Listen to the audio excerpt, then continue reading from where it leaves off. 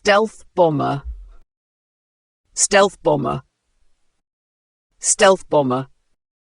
Meaning, a stealth bomber is a type of military aircraft designed to avoid radar detection, making it nearly invisible to enemy defense systems. Its unique shape and materials allow it to carry out missions undetected, giving it a significant advantage in covert operations. In a sentence, the stealth bomber flew undetected through enemy territory, completing its mission successfully. Here, stealth bomber refers to the aircraft designed for secret military operations. Let's try another example. The country invested in stealth bombers to enhance its defense capabilities. Now it's your turn. If you understand the word, comment below with your own sentence using stealth bomber.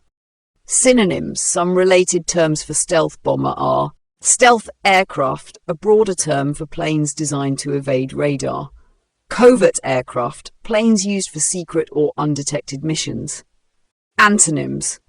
The opposite of stealth bomber would be reconnaissance aircraft, planes used openly for surveillance and data collection.